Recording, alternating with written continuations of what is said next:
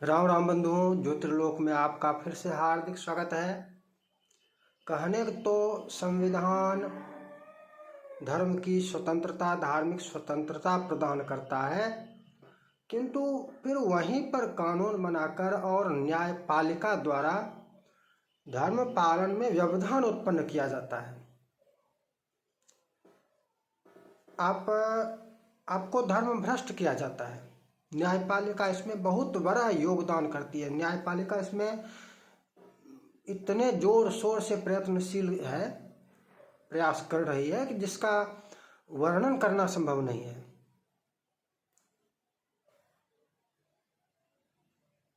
आपने ऐसे लोगों का कर्मकांड कभी कराया है जिसकी पत्नी या तो विधवा है, पहले किसी की पत्नी थी, या तलाक देकर बन गई, दूसरा विवाह किया? ऐसे लोगों का कभी आपने कराया है? ऐसे लोगों का कोई कर्मकांड, ऐसे लोग आपके संपर्क में हैं जो दुराचारी थे? वो रिलेशनशिप कहते हैं ना, लव एंड रिलेशनशिप, इसको कौन मान्यता दे रहा है, कौन बढ़ावा दे रहा है? दुराचार की स्वतंत्रता कौन दे रहा है? न्यायपालिका इसके पक्ष में है। न्यायपालिका लोगों को दुराचारी बनाती जा रही है। स्वतंत्रता, स्वच्छंदता, स्वतंत्रता और स्वच्छंदता में अंतर नहीं कर पा रही है न्यायपालिका। ये भयावह स्थिति है। न्यायपालिका स्वतंत्रता और स्वच्छंदता, इसमें अंतर नहीं कर पा रही है और स्वच्छंदता को भी स्वतंत्रता बता सिद्ध कर रही है। दुराचार को प्रश्रय देती है, संरक्षण करती है दुराचारियों का।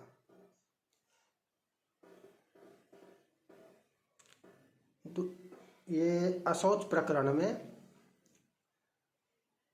3 जन्ना शौच, मरना शौच और उत्तर क्रिया शौच चर्चा हो चुकी है। गंभीरता के साथ की गई है, प्रमाणों के साथ।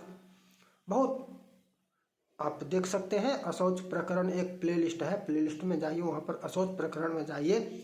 अशौच से संबंधित बहुत अनेकों वीडियो आपको मिलेंगे। चौथा प्रकार जो है इसको दोषा शौच कहा गया है। ये दोषा शौच है और इसमें चार प्रकार के दोष होते हैं। एक है संसर्गा दोष, संसर्गा शौच, संसर्ग दोषा शौच जैसे कहें, संसर्गजन्य जो दोष उत्पन्न होता है ये दोषा शौच है। आत्मीय दोष दूसरा होता है, आत्मीय दोष, संसर्ग दोष, आत्मीय दोष। काल दोष तीसरा है, काल दोष। और चौथा है रज दोष, रजो दोष। 4 है। इसमें से संसर्गा शौच जो है, संसर्ग दोष जो है, ये आमरण हो जाता है आजीवन, जीवन पर्यंत, जब तक मृत्यु ना हो तब तक रहता है। ये संसर्ग दोष है क्या? वही है जिसको न्यायपालिका संरक्षण देती है। किसी की पत्नी लेकर जज भी तलाक के बहाने, ऐसा ये बनावटी नहीं है, ये हुआ है। तलाक का केस लेकर कोर्ट में जाती है किसी की पत्नी और जज उसका उपभोग करता है। जज को अपराधी नहीं माना जाता। ये न्यायपालिका है, हाई कोर्ट का मामला है। यही दोषा शौच है। और ये ऐसे व्यक्ति न्यायाधीश बने हुए हैं, न्याय करते हैं। जो स्वयं दोषी हैं, जो स्वयं या नरक के भागी हैं, वो लोग न्याय कर रहे हैं, न्यायपालिका में है। सिंघवी का CD और फिर एक वीडियो वायरल भी हुआ था, उसको डिलीट करवा दिया कि नहीं देख सकते लोग। और वो अभी राज्यसभा में भी है और वकील भी है, बड़ा वकील है सर्वोच्च न्यायालय में। ऐसे दुराचारी ही वहां पर हैं, तो न्याय क्या करेंगे? ये अनैतिक दुराचारी, ये क्या न्याय? ये तो अन्याय ही करेंगे जब भी करेंगे। ये तो अपना संरक्षण चाहेंगे, अपनी सुरक्षा चाहेंगे। इनको लगा कि भाई यदि नैतिकता की बात आ जाएगी तब तो हमें भी अपराधी मान लिया जाएगा। इन्होंने नैतिकता को तिलांजलि दे दिया, सदाचार को तिलांजलि दे दिया। कोई भी किसी के साथ रह सकता है, पत्नी भी पति पर बलात्कार का केस लगा सकती है, किंतु पत्नी किसी के साथ भाग जाए तो उसमें कोई कुछ नहीं। घर में रहते हुए भी किसी के साथ अनैतिक दुराचार करे, दुराचारणी हो जाए तो भी उसमें कुछ नहीं, वो उसका अधिकार है। ये न्यायपालिका ने क्या है? दुराचारिणी पत्नी का संरक्षण न्यायपालिका कर रही है। इन विषयों पर आपका ध्यान भी नहीं जाता है। और धार्मिक कट्टरता कहकर आपको, जन सामान्य को धर्म से हटाया जा रहा है कि यदि आप धर्म को जानोगे तब आप इनको, बहुत इन लोगों को, जो भी ये मीडिया वाले, न्यायपालिका में बैठे लोग या नेता बड़े बड़े, ये सब आपको लगेंगे अत्यंत निकृष्ट प्राणी है, नीच है। इनके प्रति आपके मन में मतलब बड़ी देखने की इच्छा नहीं होगी, इनका मुख देखने की इच्छा नहीं होगी, जिनके पीछे दौड़ते रहते हैं आप लोग। इसलिए धार्मिक कट्टरता। अरे धर्म निष्ठा पूर्वक धर्म पालन करना यदि कट्टरता तुम्हारी दृष्टि में है तो ये कट्टरता ही सही, हमें कट्टर होना चाहिए। सनातन में कट्टरता का तात्पर्य अपने धर्म का पालन करना मात्र होता है, और ये धर्म पालन के लिए आपको आत्म कल्याण का उद्देश्य सिखाती है, और इसमें आपको ये हिंसा नहीं सिखाती है। वो धर्म युद्ध वाला प्रकरण भिन्न है, क्षत्रियों के लिए है। धर्म विरुद्ध व्यवहार नहीं देखना, ना सुनना, ये भी है। अपने सामने अपने भगवान की निंदा, अपने गुरु की निंदा, ब्राह्मण की निंदा नहीं सुनेंगे, ये धर्म है। और ये यदि कट्टरता है तो ये कट्टरता सही है, ऐसे कट्टर होना चाहिए। धर्मो रक्षति रक्षितः, यही तात्पर्य है। आपके धर्म की कोई निंदा कर रहा है तो आप उसको सुने नहीं, उसको देखें नहीं, या तो वहां से निकल लें या उसको बंद करें। बंद कर सकते हैं तो बंद करें, नहीं कर सकते तो वहां से निकल लीजिए, आंख मूंद लीजिए, कान मूंद लीजिए, निकल जाइए, उसमें भी दोष है। ये लोग आपको, स्वयं तो पापी हैं, सबके सब नीच हैं, निकृष्ट हैं, और जनसामान्य को भी चाहते हैं कि ये लोग हमें नीच ना समझे, हमें पापी ना समझे, हमें हे दृष्टि से ना देखे, हमारी निंदा ना करे। इसलिए ये लोग कट्टरता कहकर आपको धर्म पालन से भी रोकते हैं। संसर्ग दोष है क्या? संसर्ग दोष जो है, संसर्गाशौच, संसर्ग दोष, ये पर पूर्वा, ध्यान दीजिए, पर पूर्वा पहली और दूसरी, दो तथ्य आ गया। पाणिगृहीता, पर पूर्वा पाणिगृहीता, पहले या पीछे पाणी ग्रहण करने वाली, यस्य जिस, यस्य दुजाति, जिस द्विज के, दुजाति, यस्य दुजाति, जिस द्विजों के, गृहाधिकारिणी भवति, गृह की अधिकारिणी, धर्म पत्नी, मतलब धर्म पत्नी तो बन नहीं सकती है, किंतु अधिकारिणी रूप में रहती है। धर्म पत्नी वो सिद्ध नहीं होती है, कहने को उसको भी धर्म पत्नी ही कहा जाएगा। ऐसे ऐसे भी होगी, कहने के लिए उसको धर्म पत्नी ही कहा जाएगा। किंतु गृहाधिकारिणी भवती, जिसके घर की ऐसी पत्नी हो,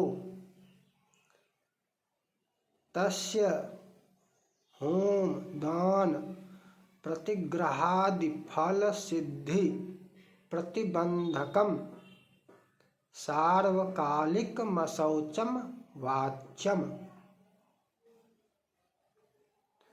जिसके घर में वो कहने के लिए जो धर्म पत्नी हो, अब वो तलाकशुदा से किसी ने विवाह कर लिया तो वो कहेगा ही धर्म पत्नी ही कहेगा।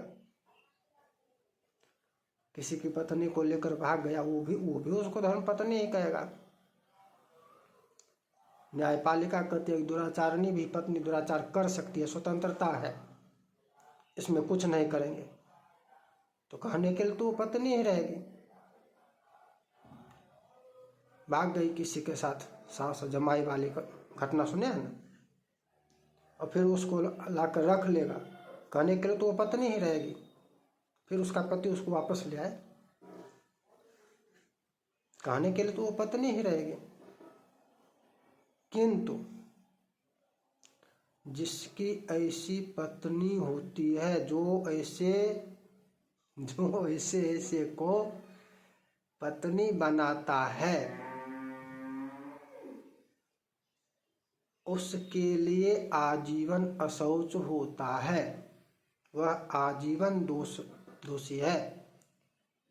तस्य होम दान प्रतिग्रहादि फल सिद्धि प्रतिबंधकम, वह किसी भी प्रकार के होम दान या किसी भी पुण्य संबंधी कर्म में प्रतिबंधक हो जाती है, यह प्रतिबंधक हो जाता है।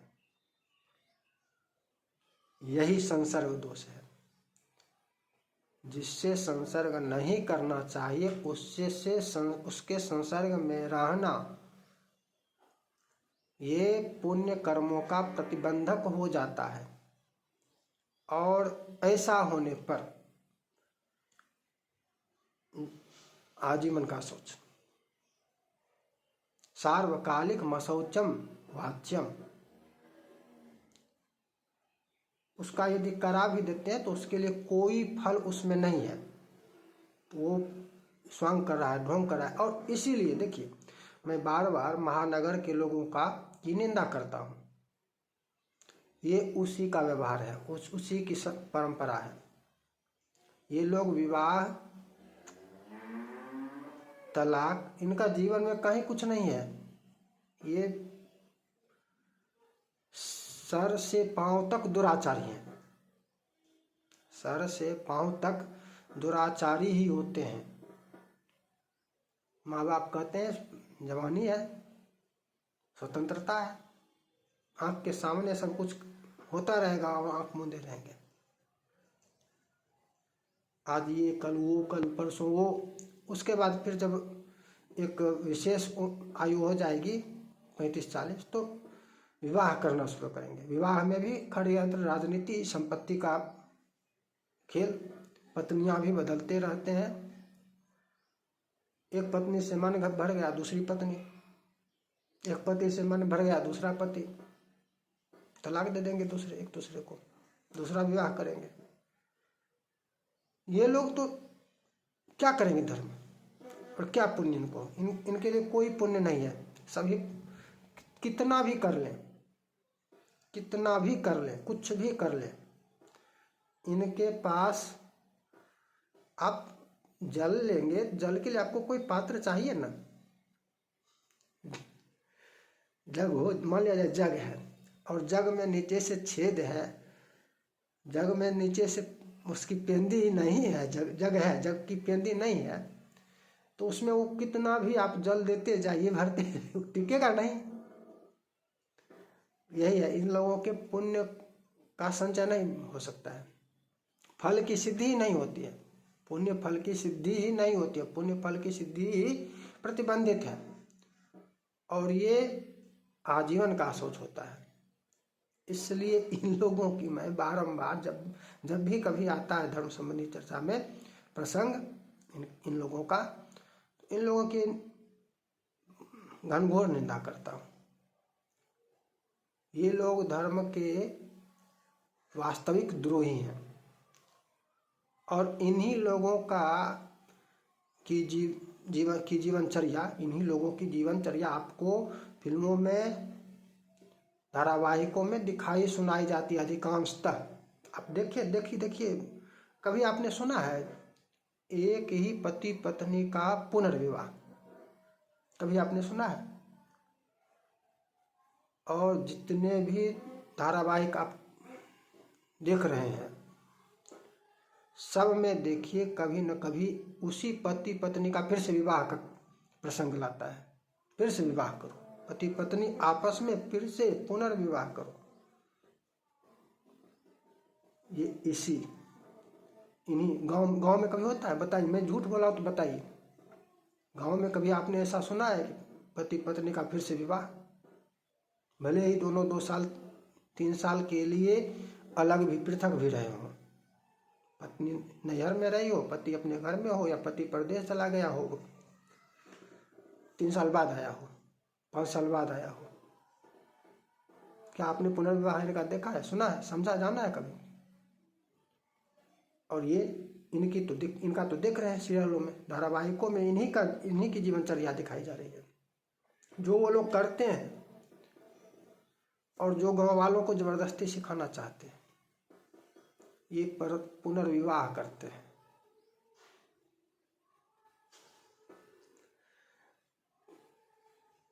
ये धर्म से रत्ती भर धर्म का लेश इनमें नहीं होता है। इनके उस दिखावे में मत जाइए कि यहाँ ये कर रहे हैं, ये ट्रस्ट में ये काम कर रहे हैं, वो ट्रस्ट में वो काम कर रहे हैं, इस मंदिर में इतना दे रहे हैं, इस मंदिर में उतना कर रहे हैं, भिखारियों को, गरीबों को, अस्पतालों में, सब व्यर्थ है। यदि सच में भी कर रहे हैं तो भी व्यर्थ है, क्योंकि इसके फल की सिद्धि नहीं होगी, फिर भी व्यर्थ है। कोई बताने वाला भी नहीं। ये लोग, जिन लोगों को अपना गुरु मानते हैं, बड़े बड़े कथा वक्ता, वो लोग कभी ऐसी चर्चा भी इनको नहीं कर पाते कि ऐसी चर्चा करूंगा तो हमको छोड़ देगा, दूसरा बना लेगा। कुछ बताते भी नहीं है। यदि कोई सुन रहा है तो मन में सोच ले, यदि कोई ऐसे महानगर वाले ऐसी व्यवस्था में जीवन यापन करने वाला है तो सुन ले, समझ ले, कभी चर्चा हुई है, किसी ने बताया है कि इस प्रकार से करोगे तो तुम्हारे पुण्य के फल की सिद्धि नहीं होगी? वो तुमको कहता है राम राम करो, राम राम करो, तर जाओगे और पाप करते रहो। तुमको ये नहीं कहता कि पाप से बचो, बस राम राम करते रहो।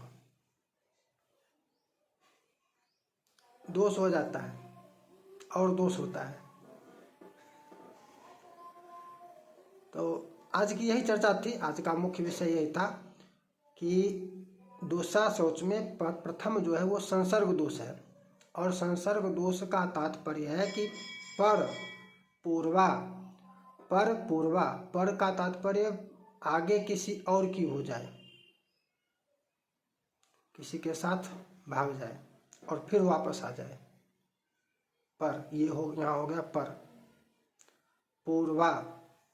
पूर्वा हो गया किसी की पत्नी पहले थी, पहले किसी की पत्नी थी और फिर आपके साथ उसका विवाह हो गया, ये पूर्वा है। पर पूर्वा पाणिगृहीता, किसी और के साथ पाणी ग्रहण करने वाली किंतु दूसरे के घर की अधिकारिणी बन जाए। पाणी ग्रहण, इसका सीधा अर्थ है कि पाणी ग्रहण किसी और के साथ किया गया है, विवाह वास्तव में किसी और के साथ हुआ, किंतु जिसके घर की अधिकारिणी वो बन जाए। घर की अधिकारिणी मतलब कानूनन पत्नी कहला सकती है, कानूनन कहला सकती है। न्यायपालिका कहेगा कि पत्नी है, इसको अधिकार होगा, गृहाधिकारिणी उसको बता देगा, पत्नी बता देगा, वास्तव में वो पत्नी नहीं होगी, वो धर्म में आपके साथ रहने वाली नहीं है, वो आपके धर्म का लोप करने वाली है, आपको सर्वदा अशौच में रखने वाली है। ये है दोषासन, संसर्ग दोष। फिर मिलेंगे नई चर्चा के साथ। जय जय श्री राधे।